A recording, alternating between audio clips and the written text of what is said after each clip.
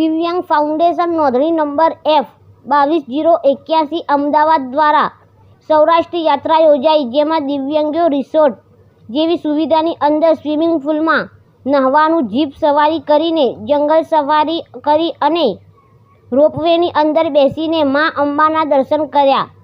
દિવ્યાંગોની આ અનોખી યાત્રામાં દિવ્યાંગ ફાઉન્ડેશનના પ્રમુખ શ્રી જગદીશભાઈ રાઠોડ તથા તેમની પૂરી ટીમ, ઉપપ્રમુખ શ્રી જયેશભાઈ મકવાણા, મંત્રી શ્રી મુકેશભાઈ પટેલ તથા પ્રજ્ઞાબેન રાઠોડ, અંકિતા દરજી, રંજનબેન પટેલ, જાનવી રાઠોડ જેવા ટ્રસ્ટીઓ સાથે રહીને આ યાત્રાને સફળ બનાવી. યાત્રા દરમિયાન દિવ્યાંગ ફાઉન્ડેશન સંસ્થાની સેવાભાવી ટીમે ખૂબ સેવા કરી હતી અને રિસોર્ટની અંદર આફ્રિકન ધમાલ ડાન્સ તથા ગરબા ગાઈને ઝૂમી ઉઠ્યા હતા.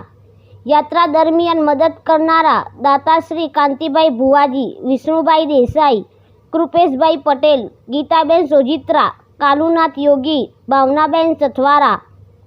સુધીર માલસુરે, સેધાભાઈ રબારી, માલધારી દિવ્યાંગ સંગઠનના પ્રમુખ શ્રી રાજેશભાઈ દેસાઈ તથા હસમુખભાઈ પટેલ,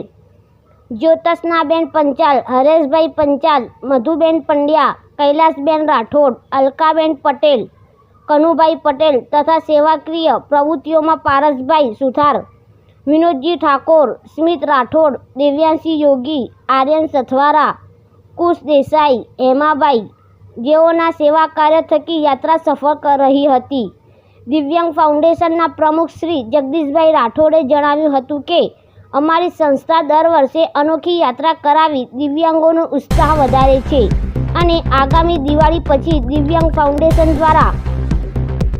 ભવ્ય સ્નેહ મિલન સમારોહ યોજાશે, જેમાં 400 દિવ્યાંગો જોડાશે, જે કાર્યક્રમની જોરશોરથી તૈયારીઓ ચાલે છે